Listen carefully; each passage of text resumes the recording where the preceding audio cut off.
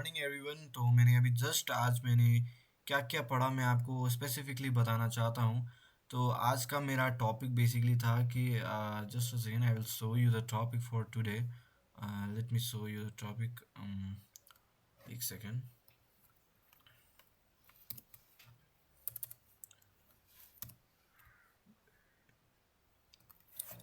Okay, आज का मेरा टॉपिक मैं आपको दिखाता हूँ। ये रहा। ओके, तो आज का मेरा टॉपिक था DNS DHCP ARP net fundamentals, right. और ये मैंने आज कंप्लीट किया, आज थर्सडे। ओके, तो ओके, अब ये प्रैक्टिकल चीज़ें मैं एक ही बार में करूँगा अभी कुछ देर बाद। सो स्पेसिफिकली आप लोग समझते हैं ये सब का कॉन्सेप्ट जो कि बहुत ज़्यादा इजी है। मेरे को समझने में थोड़ा सा टाइम लगा बट समझ चुका हूँ मैं, कॉन्सेप्ट क्लियर है मेरा। तो चलिए शुरू करते हैं। ओके, तो पहली बात तो हम लोग क्या होता है ये पढ़ते हैं, DNS। Okay, domain name system होता क्या है। अब डोमेन नेम सिस्टम पढ़ने के लिए सबसे पहले आपको मैं एक लाइव एग्जांपल देता हूँ कि मान के चलो कि आप google.com लिखते हो, राइट। तो क्या आता है, गूगल आ जाता है, गूगल का साइट खुल जाता है, बेसिकली इंटरफेस खुल जाता है। ठीक है। लेकिन आप, अगर आप टेक्निकल बैकग्राउंड से हो ना, तो आपको ये पता होगा कि google.com बेसिकली हम लोग को देखने के लिए होता है, यानी कि एक डोमेन नेम होता है जो कि इंटरफेस लेवल पे ज़्यादा चलता है। बाकी बैक एंड में हम लोग का आईपी एड्रेस चलता है। अब what does IP address mean. तो लेट्स टेक अ लुक। मैंने ये पढ़ाया भी था आपको कल की क्लास में, आई गेस। तो आईपी एड्रेस बेसिकली देख सकते हो ये इस टाइप का होता है। ये देखो 192, ये बेसिकली IPv4 है, वर्जन 4 है ये। और गूगल का अगर आईपी हम लोग सर्च करें, आईपी एड्रेस हम लोग गूगल का सर्च करें तो देख सकते हैं यहाँ पे पब्लिक डीएनएस। ठीक है। तो बेसिकली इसका आईपी एड्रेस है ये, ठीक है। जो कि basically kind of public DNS service देता है, यानी कि। और वेबसाइट का अगर देखें, मैं स्पेसिफिकली वेबसाइट ही खोलता हूँ। तो मैंने किया कॉपी। अब जैसे कि हमने यहाँ पे google.com लिखा था तो गूगल खुल गया, राइट। अब ये लिखते हैं, तो ये जो आईपी लिखते हैं तो ये स्पेसिफिकली क्या खोलेगा। ये स्पेसिफिकली आपका फिर से गूगल का ही इंटरफेस आपको दिखाएगा। अभी नेट मेरा थोड़ा सा स्लो है बट ये आपको स्पेसिफिकली वही दिखाएगा। मतलब दोनों का काम एक ही रहता है। इन शॉर्ट आपको ये मैं बताना चाहूँगा, दोनों का काम एक ही रहता है। रहता है कि आपको एक स्पेसिफिक साइट पे ले जाए, लेकिन दोनों का अप्रोचेस डिफरेंट रहता है। You know why. डोमेन देखो, आईपी एड्रेस या नंबरिंग याद करना बहुत ज़्यादा मुश्किल हो जाता है, जैसे मैंने कल की क्लास में बताया था। तो इसीलिए डोमेन नेम दिया जाता है, यानी कि हर एक इंसान को नंबर के थ्रू बुलाएंगे तो वेरी कॉम्प्लेक्स हो जाएगा, क्योंकि बहुत लोग का नाम 1 2 3 4 5 6, ऐसे और भी अलग जगह का 1 2, ऐसे बहुत कन्फ्यूज़न रह जाएगा, राइट।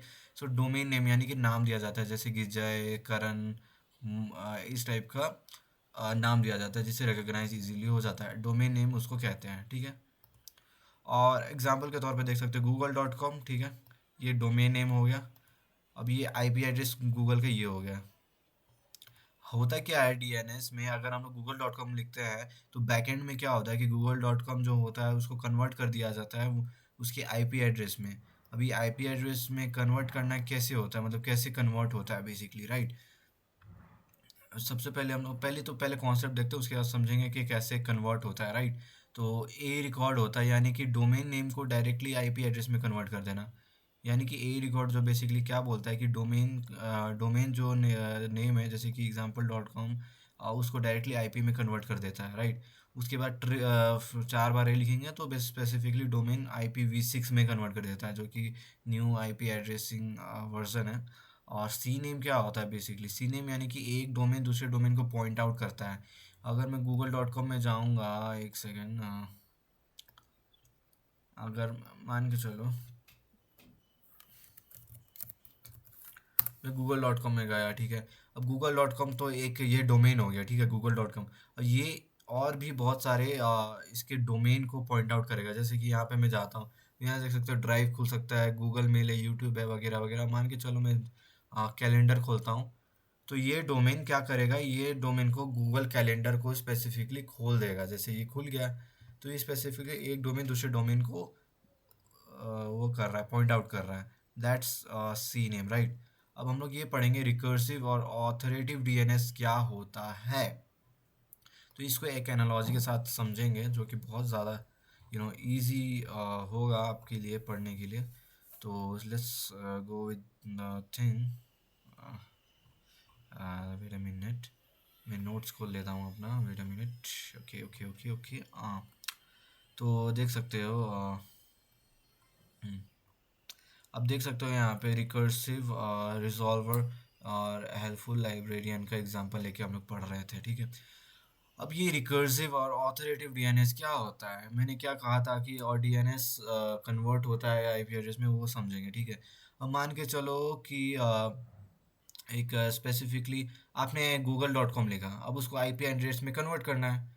अब रैंडमली तो कोई भी आईपी एड्रेस उसको वो तो नहीं हो पाएगा ना। अब मान के चलो कि आप एक स्कूल के अंदर हो और स्कूल के अंदर आपको तीन जय शर्मा नाम के बच्चे हैं, ठीक है। अब लोग आपको रिकग्नाइज कैसे करेंगे, अब मान के चलो कि प्रिंसिपल ने बोला जय शर्मा को बुला के लाओ। ओके। अब जय शर्मा, अब वो स्पेसिफिक बंदा जाएगा, जय के क्लास में जाएगा, बोलेगा जय शर्मा, तो चार तीन जन खड़े हो जाएंगे।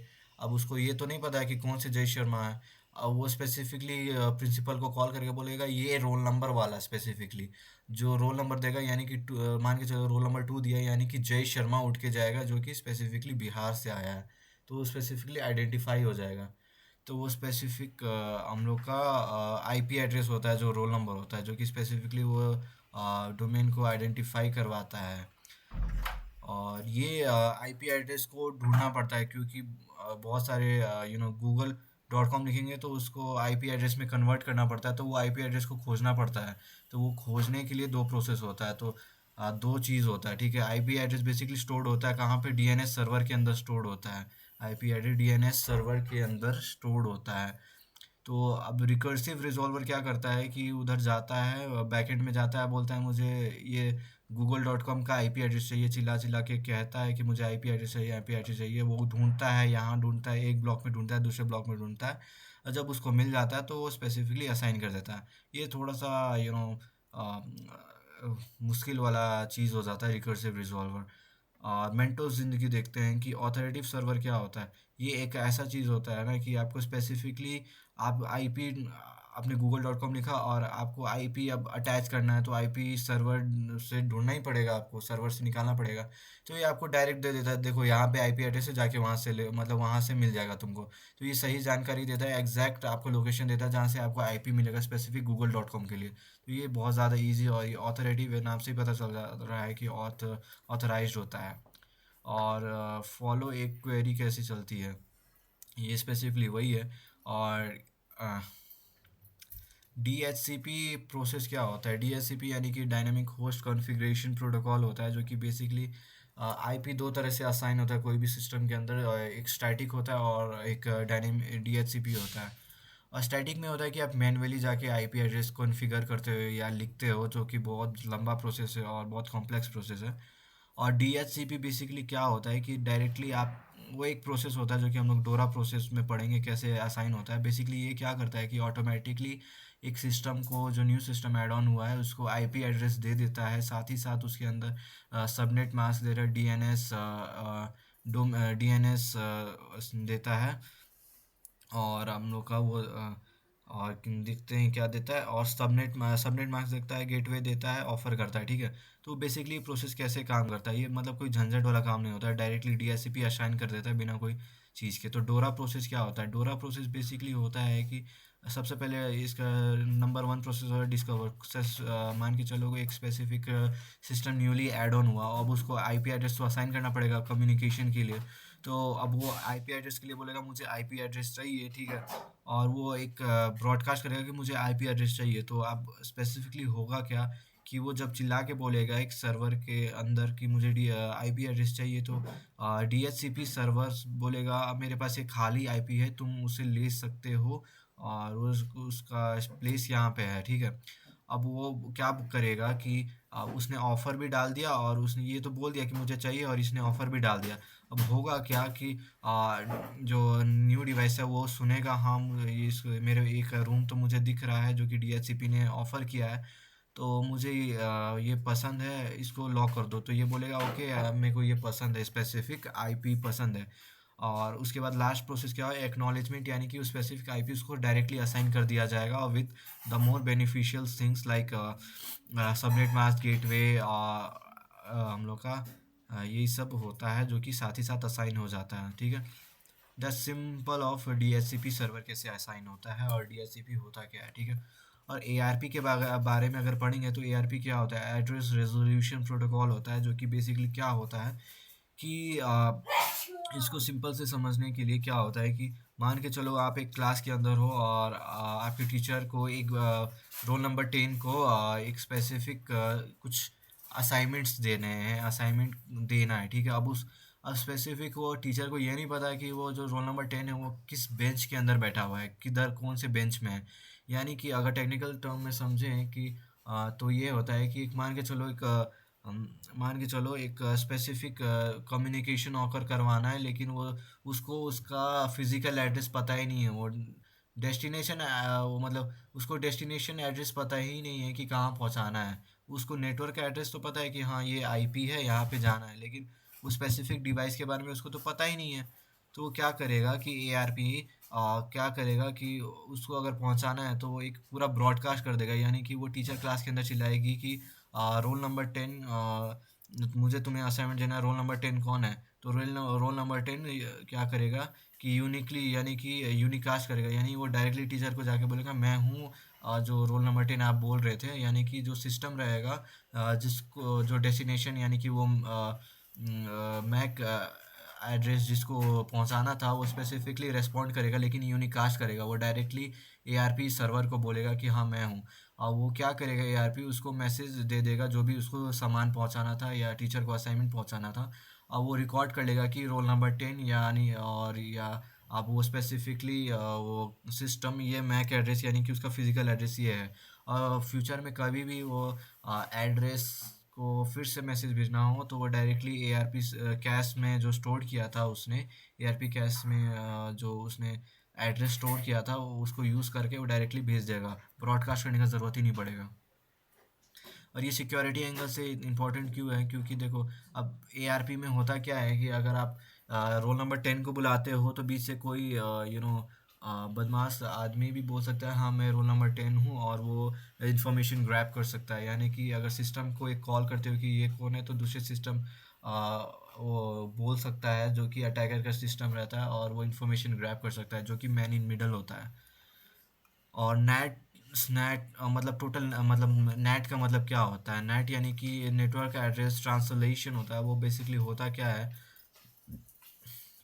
नेट क्या होता है कि बेसिकली आप मान के चलो कि एक स्पेसिफिक सोसाइटी के अंदर रहते हो, और ऐसा है कि आप अपना प्राइवेट आईपी लीक नहीं कर सकते हो एक स्पेसिफिक पब्लिक आईपी के अंदर, पब्लिक एरिया के अंदर। तो होता क्या है कि नेट आपका एक इंटरमीडिएटर बन के आपका प्राइवेट आईपी को छुपाता है। कैसे छुपाता है, वो एक प्रोसेस है। तो नेट क्या आता है, ये ट्रांसलेट कर देता है प्राइवेट आईपी को इन पब्लिक आईपी, राइट। कैसे, अब मान के चलो सबसे पहला सोर्स नेट होता है। आपने कोई एक स्पेसिफिक लेटर लिखा है, बाहर डेस्टिनेशन में भेजना है, तो आपने अपना प्राइवेट एड्रेस भी लिख दिया, और वो आप जाता है नेट के पास, नेट उसको कन्वर्ट कर देता है स्पेसिफिक एक सोसाइटी का एक स्पेसिफिक नेटवर्क एड्रेस में, जो कि पब्लिकली नोन होता है, प्राइवेटली नोन नहीं होता है, वो पब्लिक नोन होता है, जो कि अगर लीक भी होगा तो कोई दिक्कत नहीं होता है। तो वो नेट बेसिकली उसको भेज देता है डेस्टिनेशन में। वो हो गया सोर्स नेट हो गया। और उसके बाद आता है डेस्टिनेशन नेट, यानी कि बाहर से कोई इन्फॉर्मेशन आया या कोई चीज़ आया तो वो क्या करेगा कि उसमें तो अब सोसाइटी का ही एड्रेस लिखा होगा, प्राइवेट तो नहीं लिखा होगा क्योंकि इन्फॉर्मेशन ही नहीं है उसके पास। तो वो क्या करेगा, नेट को पता रहेगा कि ये स्पेसिफिक सामान कहाँ को कौन से फ्लाइट में देना है। तो वो स्पेसिफिकली वो पब्लिक को प्राइवेट कर देगा और उस एड्रेस पे भेज देगा। और उसके बाद लास्ट में पैट आता है, यानी कि पोर्ट एड्रेस, यानी कि पोर्ट एड्रेस ट्रांसलेशन। यानी कि अगर मान के चलो अब एक ही घर में बहुत सारे बंदे वो specific private IP public IP में हैं, तो वो क्या करेगा कि पोर्ट नंबर के थ्रू एग्जैक्ट आदमी को वो स्पेसिफिक इंफॉर्मेशन भेज देगा। That's all for today, thank you. आज का डेट है 15th of January 2026।